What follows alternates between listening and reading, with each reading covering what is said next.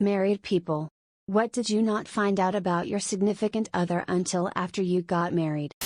While we were dating, my husband always told me this story about how he used to race dirt bikes and wrecked one time so badly that he had to have surgery to reconstruct his nose. I had wondered why he looked so different in his younger pictures. Anyway, it wasn't until we had been married several years that his mother heard me mentioning that story and how scary that must have been for her, worrying about her son. And she didn't know what I was talking about. The truth was that he never wrecked a dirt bike and his nose looked different because he had been ashamed of his larger than average Italian nose, so she saved up her money to buy him a nose job. That he knew how to ballroom dance and took a cake decorating course for an art credit. I learned it the same night. I couldn't decorate cupcakes and he took over. Later at the event, he grabbed me and waltzed perfectly. Can't wait for the next few years. You accidentally married a Disney prince. He knew women had periods. He had no idea periods involved blood. He thought it was just abdominal cramping or something. We even lived together for a year before we got married and he never figured this out until after we were married when we got a new dresser. I threw all the underwear, both his and mine, in the same drawer since it was a smaller dresser.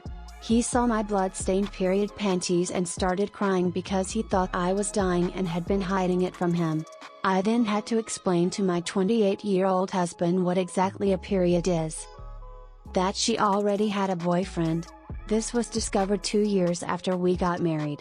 She has been his lover for almost 9 years. Divorce in progress.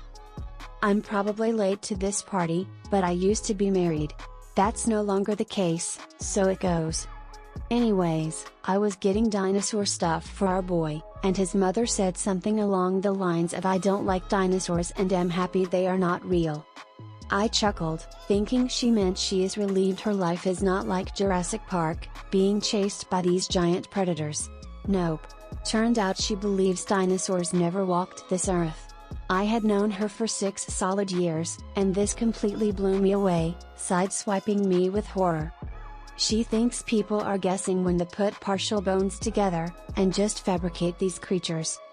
I'm still affected by this, even years later. When I go on dates, there is a litmus test now. I ask what her stance is on dinosaurs every first date. Not making that mistake again. That she was a bank robber. She told me she had saved up $700 from working summer jobs and babysitting while in high school. We get married, and get on our way to Branson, honeymoon capital of America, am I right?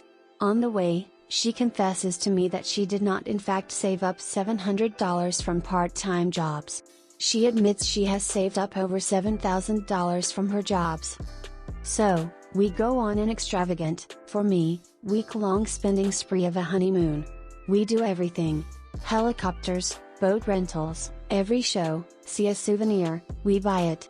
Oh, a quilt? $500? Sure. We spent over $6,500 extra on this trip. We get home on a Sunday afternoon. We both have to return to work the next morning.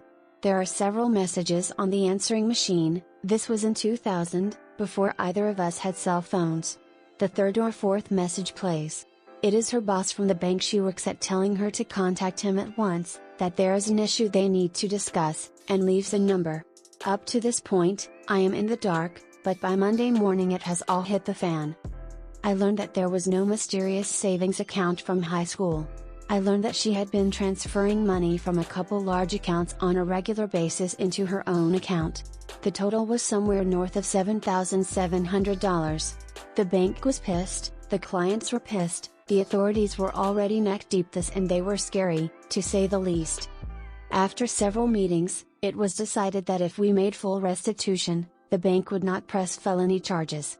So, we now have one unemployed wife who is likely unemployable, one scared husband desperately trying to get his bank-thieving wife a job anywhere, and one debt, due immediately, for $7,700.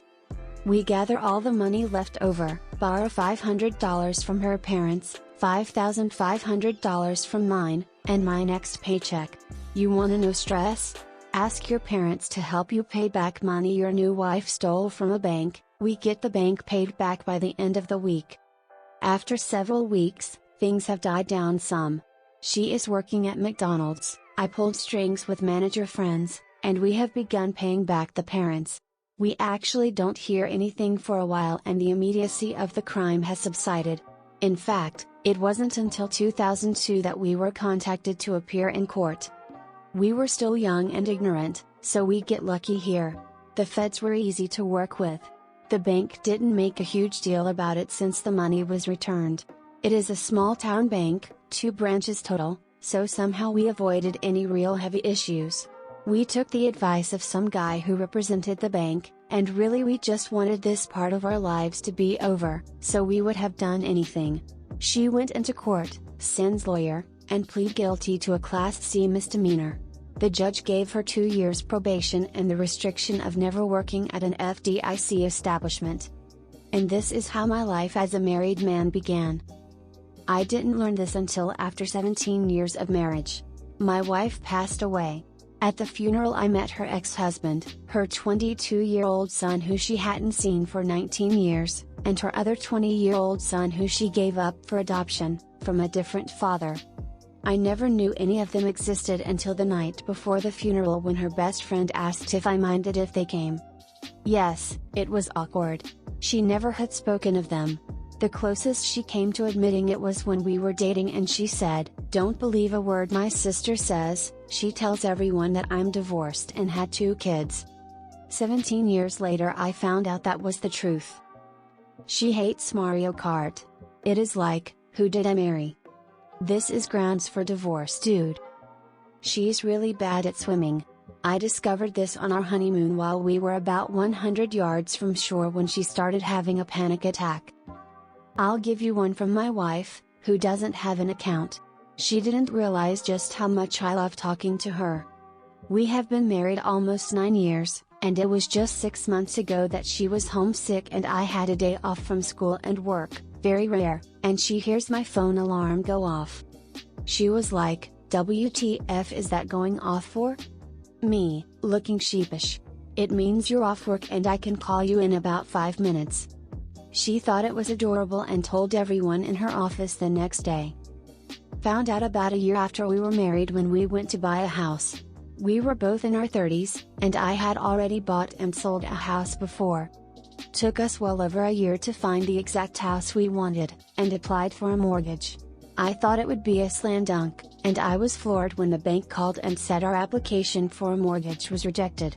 I asked for an appointment to find out why. We both went in to see the loan officer. The conversation went about like this. We take both spouses' incomes and credit history into account when applying for a mortgage. Your incomes together met the threshold for getting this mortgage. Your, pointing at me, credit history is almost flawless. There is a slight issue that happened 3 years ago with a late payment, but that is nothing to be concerned about. However, your, pointing at my wife, credit history is an issue. And he pulls out sheet after sheet after sheet of credit issues with my wife. Late payments after non-payments after credit card, it seemed like it went on forever. She just stared forward the entire time. We had to apply for a mortgage using solely my income. A few years ago, after about 15 years as a couple, 7 years of marriage and 1 child together, I accidentally found out that my husband is a huge Star Trek fan. I walked into our bedroom one day and he quickly changed the TV station, so naturally I asked what he was watching. He reluctantly confessed, and was obviously very embarrassed to have to tell me that he watches Star Trek all the time when he is alone. I find it hilarious that he was so embarrassed about that after all those years. To this day he won't watch the TV show or older movies with me. He says I ask too many questions. My husband has some kind of crazy allergic mutation that makes lemons like sulfuric acid on his tongue. For serious, his tongue gets burned. To be fair, he didn't know that was unusual until after we got married. My fave dessert is lemon bars and he thought I just liked burning my own face off. Cute twist, he would still make and eat lemon bars with me every year for my birthday until we found out. Then he got lemon banned. Not about my so but about me. Apparently I have a birthmark on my ass that looks just like a shit smear. I didn't know that until 2 weeks into the marriage. She tells me about my permanent skid mark and that I saw it when we first started dating, and I really did think it was poo. It took me seeing it 3 or 4 times before I realized it was a birthmark. See, I'll always love you. God, I love that woman. My mom told my dad that she's a few months younger than him. 6 months into the marriage, my dad finds out that she's 3 years older. 25 years later, he still brings up how he was lied to. I didn't realize until after we lived together that she can't keep the bathroom floor dry. When she showers, I feel as though half of the time she points the shower head at the ground outside the shower. When she gets out, I imagine her shaking her body off in canine fashion. If she washes her face at the sink, I visualize her saying, "1 handful of water for me, 1 handful for you," to the floor. Not marriage, but after engagement. His father brings us to a meeting to explain to me that my now husband is the 23rd generation firstborn son since the beginning of the family, thus insinuating that I would be fucked if I didn't give birth to a boy. We have a daughter,